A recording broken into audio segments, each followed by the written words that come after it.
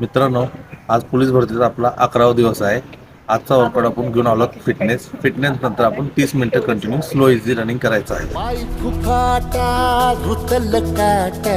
दिसल वाट तुझी हो झोकून आशा चालत राहतू गाडून टाक भीती